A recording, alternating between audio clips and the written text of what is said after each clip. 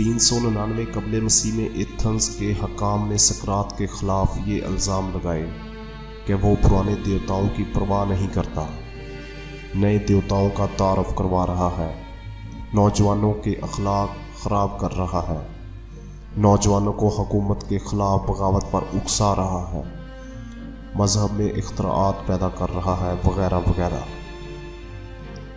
لیکن جب عدالت لگائی گئی تو سقراط نے اپنا مقدمہ خود لڑا اور تمام مخالفین کی زبانیں بند کر دی۔ سقراط نے اپنی صفائی میں بہت کچھ کہا، دلائل پیش کیے، لیکن معذرت کی نہ زندگی کی بھیک مانگی۔ عدالت میں اس کی بات چیت ہماری تاریخ کا حصہ ہے۔ یہ گفتگو بڑی پرمغز، فلسفیانہ اور اخلاقیات کے حوالے سے اپنی مثال آپ ہے۔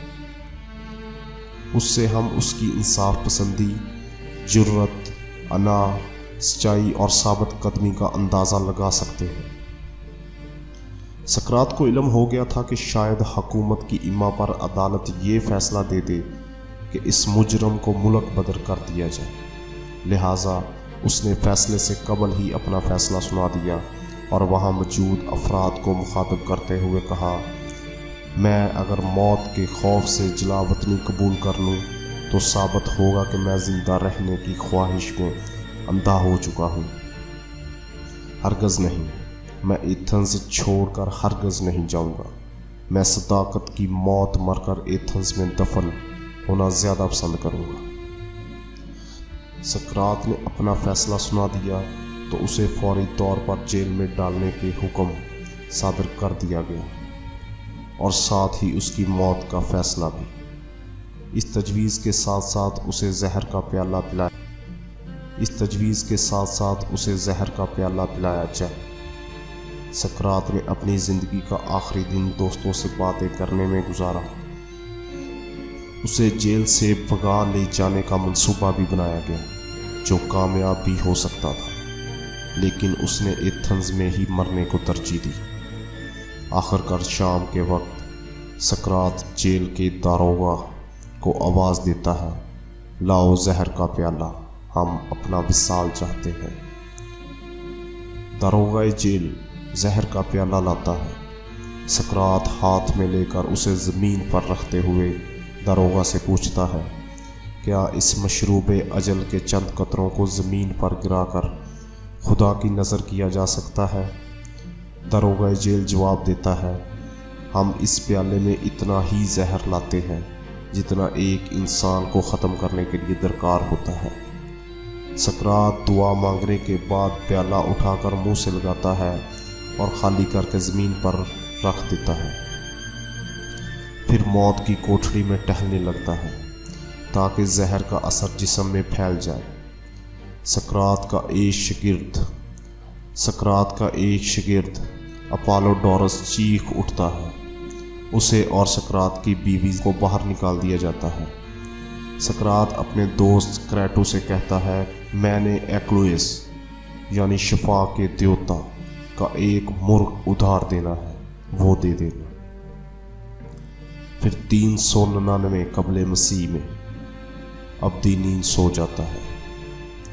سقراط کے خون ناحق سے اہل ایتھنز کو بعد میں سخت پشیمانی ہوئی اور اس کے دشمنوں کو نہایت ذلت کے ساتھ اپنی بے وقوفی اور عداوت کے خمیازے بھوگنے پڑے۔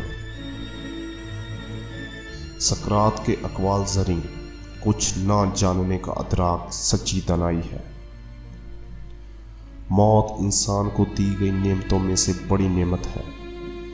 شادی ہر صورت کرنی چاہیے۔ اگر آپ کو اچھی بیوی مل جائے تو خوشی ملے گی، اور اگر بری ملے تو آپ فلاسفر بن جائیں گے۔ ہماری دعا ہر ایک کے لیے بھلائی کی ہونی چاہیے۔ خدا بہتر جانتا ہے کہ ہمارے لیے بہتری کس چیز میں۔ میں عقل مند ترین انسان ہوں کیونکہ میں جانتا ہوں کہ میں کچھ نہیں جانتا۔ غلط الفاظ اپنے اندر برائی چھپائے رکھتے ہیں اور وہ روح کو اس برائی سے متاثر کرتے ہیں۔ کان انسان مالدار ترین ہوتا ہے کیونکہ قناعت قدرت کا ایک تحفہ ہے۔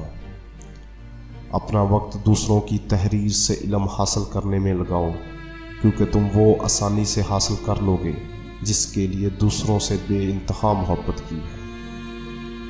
दोस्ती के मामले में एहतियात बरतो, लेकिन जब दोस्ती हो जाए तो उस पर मजबूती से कायम रहो।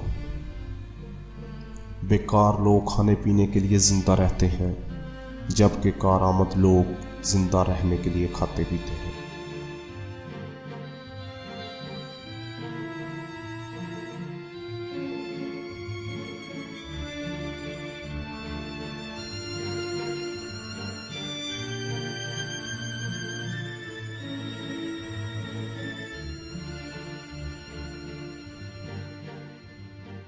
उम्मीद करता हूं कि आपको हमारी वीडियो पसंद आई होगी। तो दोस्तों, इस वीडियो को लाइक, शेयर और चैनल को सब्सक्राइब करना मत भूलें। शुक्रिया।